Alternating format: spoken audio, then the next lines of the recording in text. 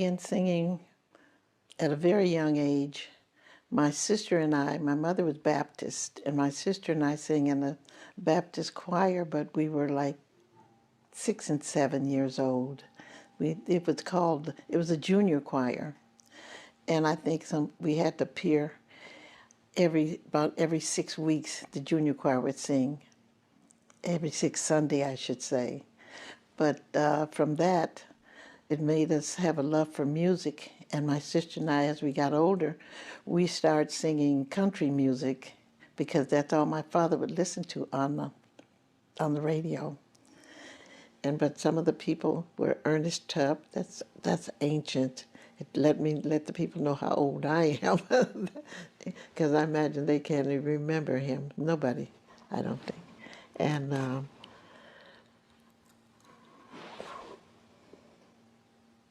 And that's all I can say about that, because my father used to listen to the country music all the time. And out of Chicago came a show on the radio called Suppertime Frolic, and that was country. And then on Saturdays he would listen to the Grand Ole Opry that came out of Nashville. And that's what started him to playing the guitar. And that's the way it was back then. My family and I were very close, but my mother and father divorced when I was at a young age, about 6 years old. And back then, there was no arguing over the children like they do in court today. They split the children up. My father I stayed with, my sister stayed with my mother. And the reason I said I felt really loved because my mother and father fought over us. And so we had visitation rights. I could visit my sister one weekend and she can visit me the next weekend. One weekend I was visiting my sister, and I found myself on a train going south with my mother. She was kidnapping me. Today they call it kidnap, from my father. He heard about it. My cousins told us when he came over to pick me up that night. He found out I was gone. He called the police on her, and he tried to get me back, but my mother wouldn't budge. She stayed in the South until he finally said, come on back with them and I won't bother you. I'll let you have her. And that's how much my parents cared about us. I met Joseph, I think I was around 17 years old. The teenage girls around my small little village of East Chicago, Indiana, that I lived in, we had a club called the Sub-Debs. And we used to give teenage parties for all the kids around there. And that's where I met Joe. He would always ask me for a dance when the music was slow.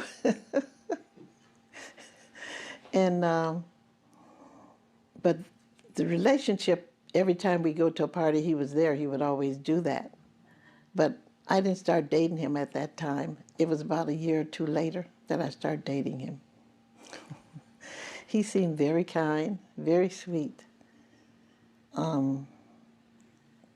Even the world now talks about how mean and evil he is. He's not that way. He's just a firm person. That's all it is. He didn't punish the children unless it was necessary. If one of the boys did something, he'd punish them. But he was firm with them. And the children around our neighborhood, especially the boys, they were kind of bad. Some of them, they would break in people's cars and do things. And our children were never allowed to go out at night or play with those kids. And that's why my children feel that he was too stern. But it helped later on in life with the children. And because if you don't raise your children, now the policemen they can't raise them, but they get in trouble.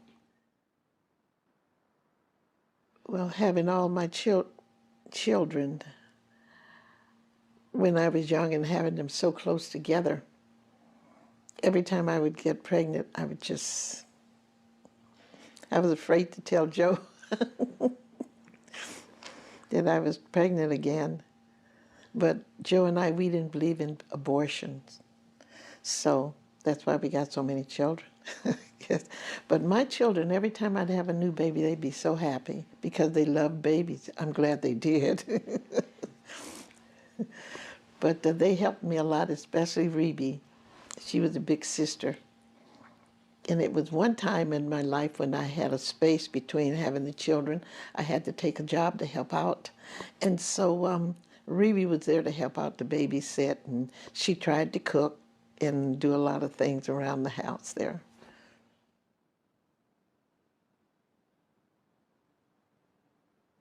Well, music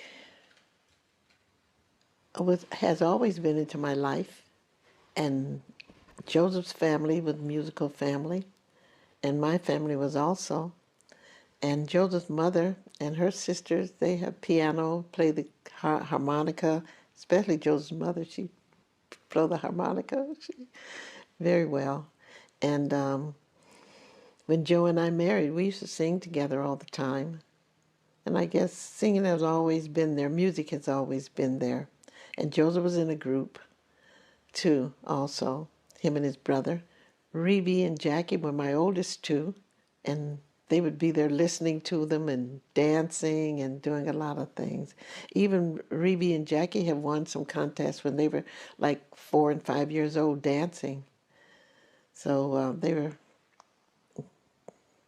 always been there. Music have always been in our home. And we sang country songs and we sang folk songs. And then they started singing the Temptations. When we got a television, they would see the Temptation. And then we had our, I think they called, well, they weren't like they were today. They were disc, you know. And where you buy the Temptations and the rest of them songs, and the kids learned from that. And they started singing songs together in the bedroom, quite nice, especially in the winter when you couldn't go out.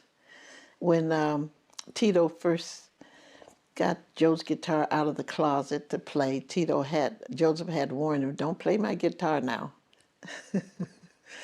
And so Tito took it out and played it, and the string broke. There was no way of hiding that he hadn't had his guitar. So Joseph took him and he said, set him down, and he punished him for it. Then he said, "Let me hear you play," after he had fixed the guitar. And Tito played for him. Joseph said nothing else to him. "You can play it if you want to," because Tito played it better than Joe. And Joseph was wondering, how did he learn it? We had a rickety washing machine. We weren't able to buy a new one, so this one, it's the old roller type washing machine. Many people don't even know what I'm talking about. But whenever it washed, it would creak, make noises, something like that.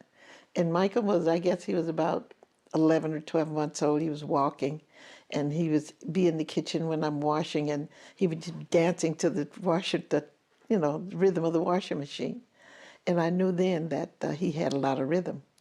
But later, when the boys were singing, he would be the one that would do the steps for me, and help out with a lot of the things. And he was really young.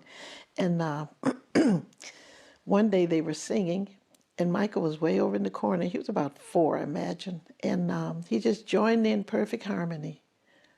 And I thought, my God, what kid learned all of this? And there's another story that I can tell, that the school was giving a program, and the parents were invited, and Michael was singing solo, "Climb Every Mountain." And so Joe's father wanted to go also so he could hear him. And Michael started singing. I looked around, Joe's father was crying. I guess he couldn't imagine a 5-year-old kid can keep harmony and sing that well. But that's what happened. I have been listening to Michael in the bedroom singing, just himself, singing alone and singing solo. And I mentioned to Joseph, I said, "You know what, you should listen to Michael, because he has a pretty nice voice for lead, and that can help Jermaine a lot and keep him from learning all those songs that, he had to learn all the lead singing." And Joe didn't believe me.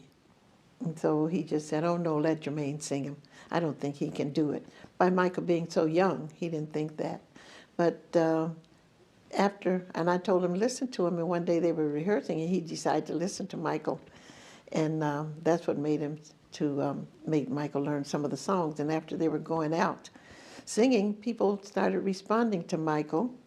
And Michael would sing, and he would go out in the audience, and whatever the song was about, like one of the songs he used to sing was called Skinny Legs and All, you know, and who want the woman with the skinny legs? And he'd grab somebody, we'd look around at his legs because he was just a little kid. And people thought it was so cute how he would do it. And then he'd go grab a lady out, who wants the woman with the skinny legs? And then he just made that part of his show. Well, I wondered myself how Michael sang those songs with so much feeling, as if he had lived the part. I really don't understand, and I don't think I will know how Michael sang those songs with such a feeling at a young age like he did. But I think a lot of other people wondered too. So he was an affectionate person. And Michael is about love, and he loved people. And I think that's what had a lot to do with it, even at a young age. Because when they were young, they grew up, you know, together, like Jermaine and Tito. They grew up together. They were very close together in age. Whenever Marlon would get sick, Michael would feel his pain in a way, and he would cry because he felt so bad for him, and that's the way he was. Michael and Marlon they were a little devilish when they were younger, and especially when they started traveling with their securities and all of that. And Bill Bray was one they used to play tricks on all the time. I remember that Michael was telling me about they tied his shoelaces together, you know, both feet, tied his shoelaces together. Then they go off, and while he was napping, Bill would always nap. And then they go over in the corner and take something real hard and slap it together, make a big noise, and Bill would jump up, and his shoes was tied. You know what happened. That was very dangerous, though. David and Michael used to play a lot of jokes on LaToya, and LaToya always loved satin sheets and things like that, and she never wanted anybody in her room because she's such a germ freak. She don't want you walking on her carpet because she had everything white satin on the beds and things. And Michael would just stand at the door and take a running leap and jump in the middle of her bed just to hear her scream and yell. And yes, Michael and I had a very special bond because Michael used to always tell me that he was so much like me. And then I used to tell him, I said, I can see myself in you, but I don't want you to be like me, because I thought I was too easygoing, trust people too much, and that's exactly how Michael is. And that's all I can say about that. He'd have to tell you the rest, and he's not to say it, but he used to always tell me. One stage in Michael's life, he did have acne, very bad, and so bad that he sort of became an introvert. And I tried to help him, and we took him to dermatologists and things to get rid of his acne. That did bring us closer together, but we were already close. So I was just there for him because most of the children had left home, got married, and had moved on, and Michael was the only one here, besides Randy, who was still younger, very young, you know. And that made us closer also, because he didn't have his brothers to talk to or anything. So we all bonded, Michael, myself, and LaToya and all. We're not saying that we weren't already like that, but it made us closer. When the boys were leaving for Motown, and they called and said that they had signed with Motown, all of us that were left at home jumped for joy. Going to California, the happiest day of my life, because all my life I had dreamed about living in California. And so that was my trip there. But Joseph had come from California to Indiana. And when we were dating, he had promised me that one day we would go to California. And I tell him now, I said, your promise came true, but you didn't bring me there, the children did. When I first came out to California, which was my dream, we arrived here at night. And the next morning I woke up very early, and the birds were singing. There were flowers. The trees were, and some of them in bloom, some of them still green. And when I left Indiana, it was October, I think late October, early November, and it was cold. And all the leaves had fallen off the trees, no beauty at all, just snow and brown trees. And so this was, to me, it was like paradise.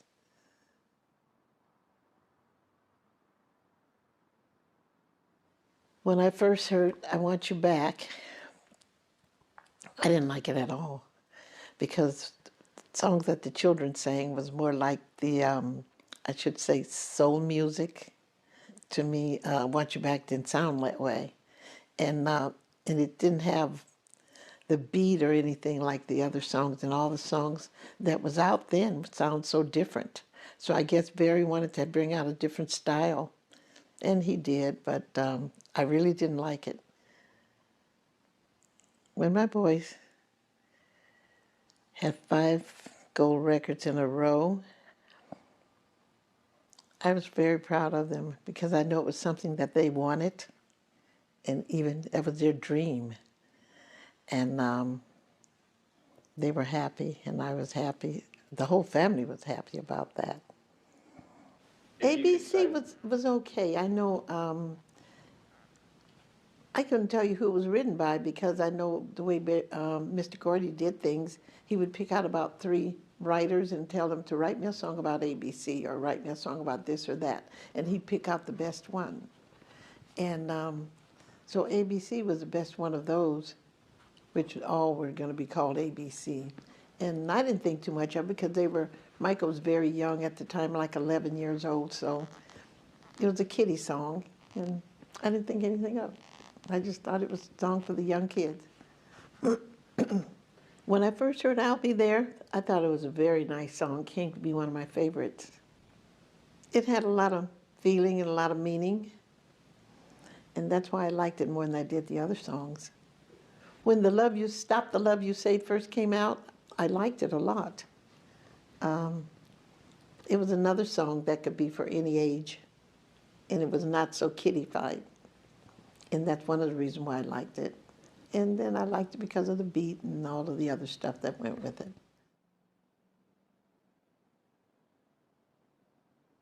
Michael was really different on stage than he was off stage. And when he get on stage, it's just like just a light bulb came on. And I think he felt like he had been, stolen from home, and then he had just got back home, and this is my home on stage. And he would just come alive.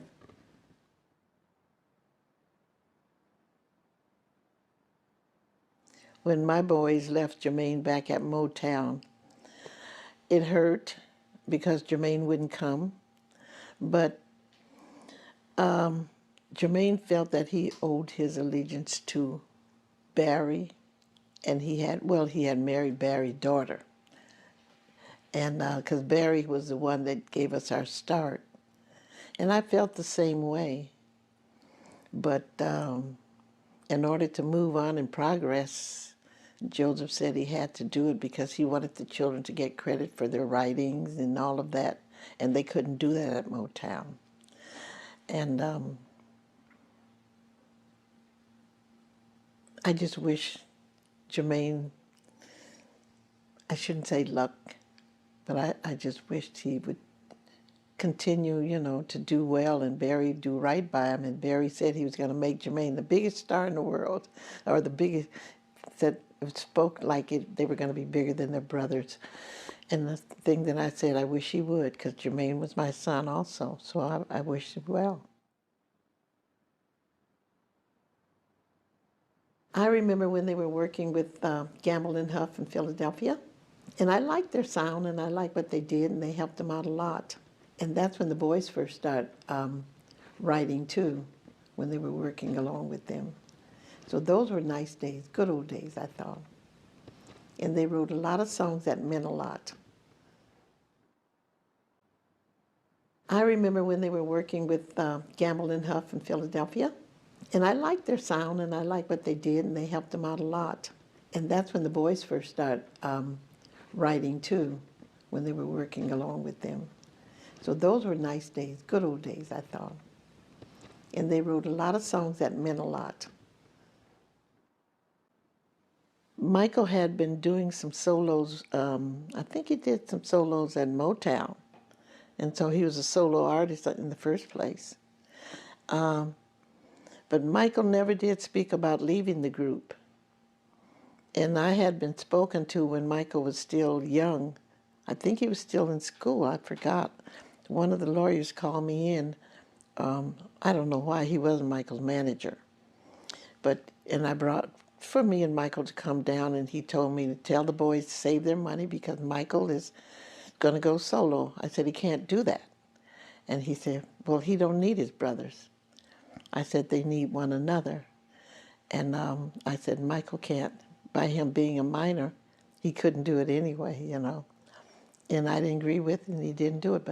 And I felt that Michael did that solo, became a solo artist when he was young, and I didn't think he would ever leave the group. And he didn't really leave the group. He just ventured off more and more into his solo act. I don't think it was Michael's goal to become a big star like he was, or I think that whatever Michael did, he did well. And he always would tell me, at one time there were album hits, album songs. An album would have maybe two very nice, good songs on it that they know it's going to be hits, and then they throw anything on an album to, And he said, Mother, I don't believe in that. He would say, I think every song should be a hit. When Michael had the accident, the accident that he was burned on top of the head, somebody called me and told me Michael was in a bad accident, but they didn't tell me what it was. And so I was so worried about it, and I was getting ready to go down to where he was filming, and then came on television that they showed Michael on a gurney going into the hospital, and then I can see the beaded glove. He was out waving his hand with one glove on his hand, and so I thought then too. I knew that's bad enough, but as long as I knew he was okay and still alive, I felt good. Yeah, he was coping with it good. Fine. Yeah, after, I guess they gave him something to kill the pain and all, and so he was doing okay. Yeah, Michael was quite conscious of he had been burning his scalp, and he knew that, he had to do something about it later after he got well, because I'm sure he felt that he was going to be bald in that spot. I think after he got burnt, that was the first time he was exposed to strong pain medicine, because he did have a lot of pain in that spot for a long time. When I first heard the allegations about that Jordan Chandler made, and him and his family, I was sick to my stomach, because I knew that Michael wouldn't do a thing like that. And I was wondering, why are they lying on him like that? And I can imagine how Michael must have felt. I disagreed when they settled the case by paying off. Right away the next day I called Michael, why did you do that? And Michael said, Mother, I didn't do that. I wanted to fight it to the end. But they told me The lawyers and things told me just go on and pay it off and settle it. And so later, I asked Johnny Cochran, why did they do that?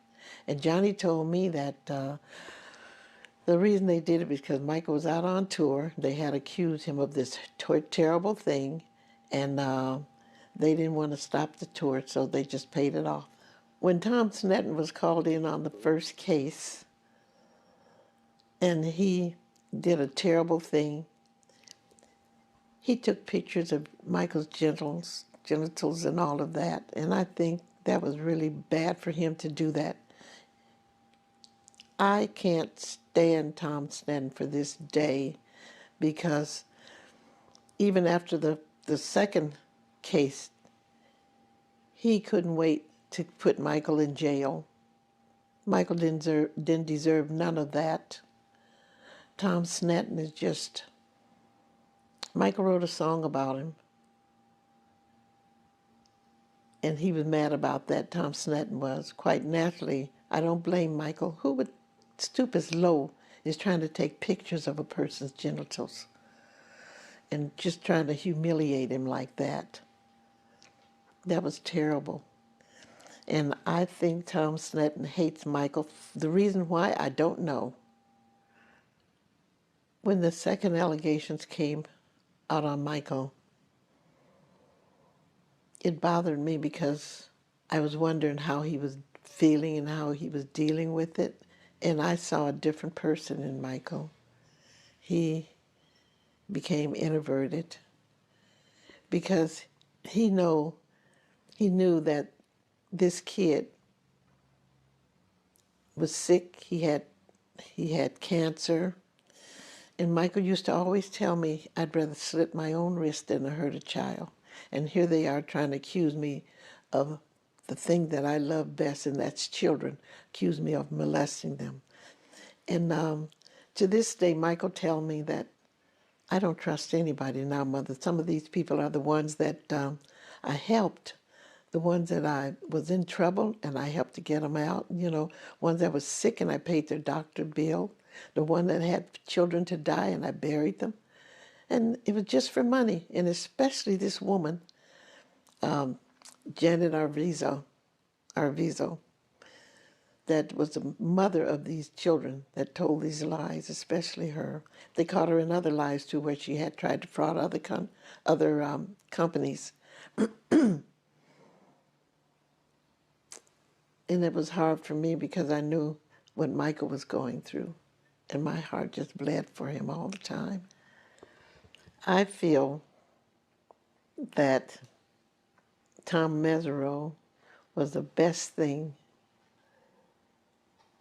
that happened to Michael during that trial. I can't even find words to describe how I feel about Tom Mesereau. I really can't.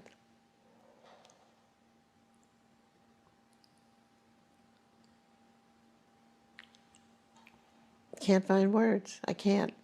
He was one of the best things that ever happened to this family, and especially to Michael during the court room. And he's such a nice person on top of all of that.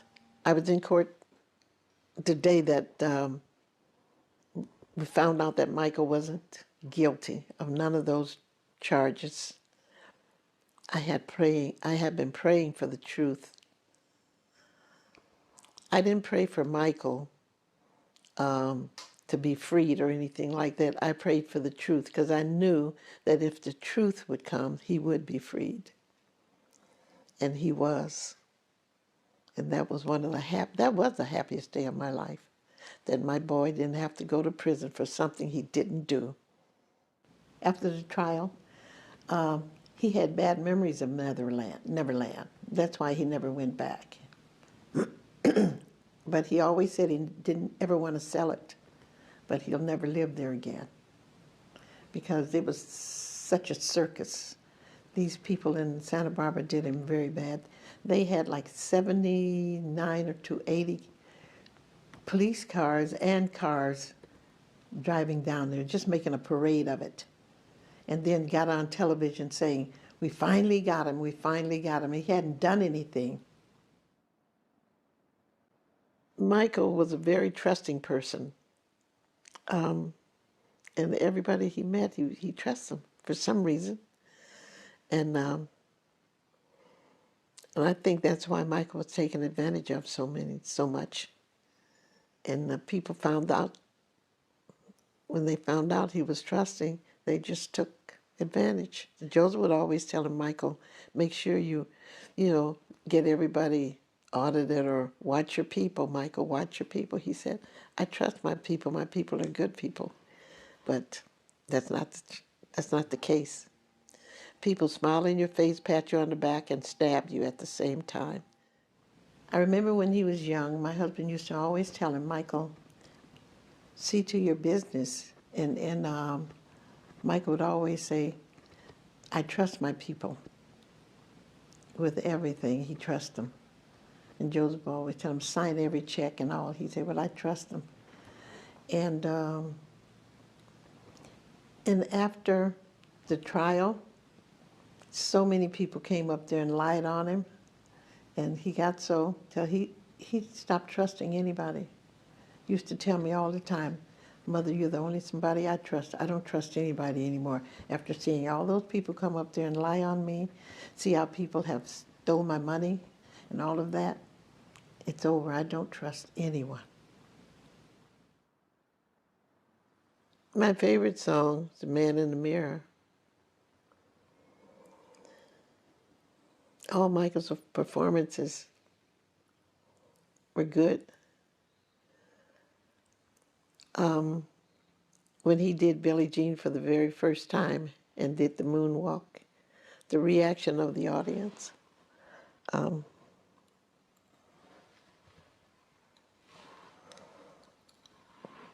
His performance there. Michael did a lot for charity, and I was very proud of him because sometimes we'd sit down and he'd talk to me about the things that he had done. And I think that he loved doing that.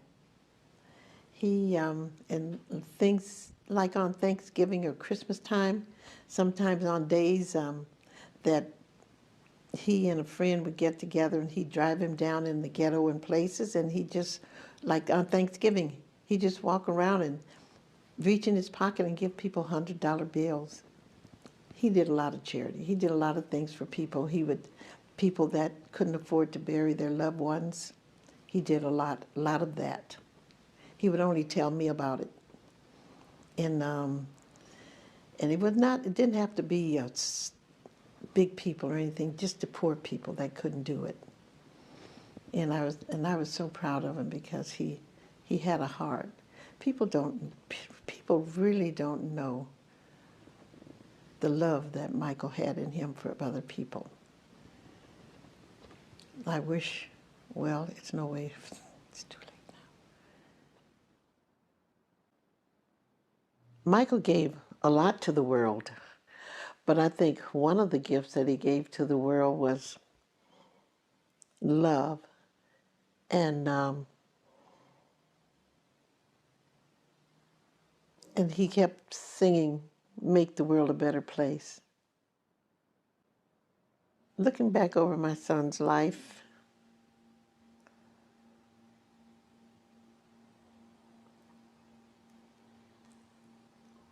it's like looking in a mirror, like watching television to me. Start from the day I brought him home. All the memories to me are fond memories.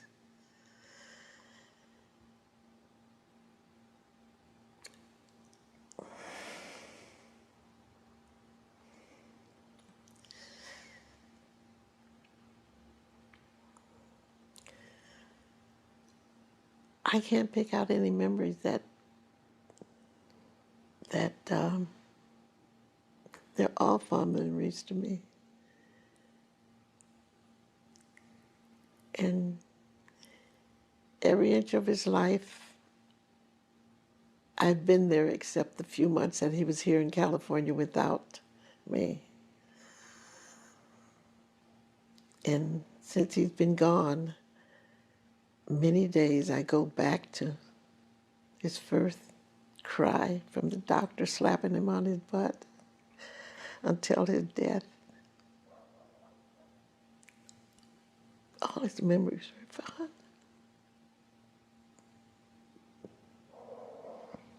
That's the hardest thing to me in the world. I've never lost a child. And children are supposed to bury their parents, not burying children. And that's what hurt me the most. But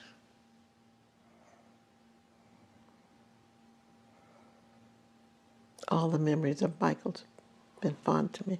I can't pick out any particular.